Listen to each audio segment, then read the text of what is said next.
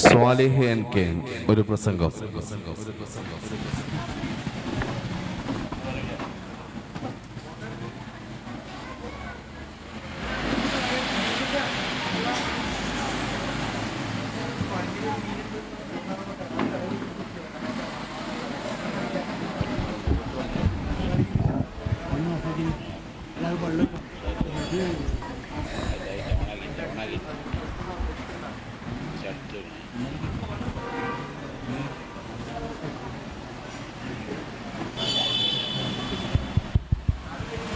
ബിസ്മില്ലാ അൽഹംദുലില്ലാ സ്വലാത്തു വസ്സലാമു അലാ റസൂലില്ലാ വഅലാ ആലിഹി വസഹബിഹിൽ ഫായിദീന ബില്ലാഹ് അമ്മാ ബഅദ്.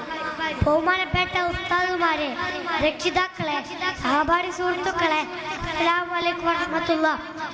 നബി സല്ലല്ലാഹു അലൈഹി വസല്ലം തങ്ങളുടെ ജന്മദിനം കൊണ്ട് അനുഗ്രഹീതമായ ഈ ദിവസത്തിൽ തിരുനബിയോടുള്ള സ്നേഹം എന്ന വിഷയത്തെ ആസ്പദമാക്കി അല്പം സംസാരിക്കാൻ ഞാൻ ആഗ്രഹിക്കുന്നു. ഇതിന് തൗഫീഖ് നൽകിയ അല്ലാഹുവിനാണ് സ്തുതിയും. അൽഹംദുലില്ലാഹ് അലാ കുല്ലി ഹാൽ. ഒരു വിശ്വാസിക്ക് വേണ്ട ഏറ്റവും വലിയ ഗുണമാണ് തിരുനബിയോടുള്ള സ്നേഹം. തിരുനബി സല്ലല്ലാഹു അലൈഹി വസല്ലം പറഞ്ഞു, ലാ യഖ്ഫിറുക്കും ഹത്താ അകൂന അഹബ്ബ ഇലൈഹി മിൻ വാലിദിഹി വവൽദിഹി വന്നാസി അജ്മഈൻ.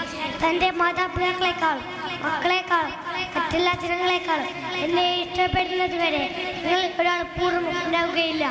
നബിയെ സ്നേഹിക്കുക എന്ന് പറഞ്ഞാൽ സ്നേഹമുണ്ടെന്ന് പറഞ്ഞ് നടക്കലല്ല, മറിച്ച് വിബ്ദങ്ങൾ കാണിച്ചു വന്ന മാർഗത്തിലൂടെ ജീവിതം മുന്നോട്ട് വയ്ക്കലാണ്. വിബ്ദങ്ങൾ പഠിപ്പിച്ച കാര്യങ്ങൾ നമ്മുടെ ജീവിതത്തിൽ ചെയ്യലാണ്. വിബ്ദങ്ങൾ വിരോധിച്ച കാര്യങ്ങൾ നമ്മുടെ ജീവിതത്തിൽ കൊണ്ടുവരാതിരിക്കലാണ്.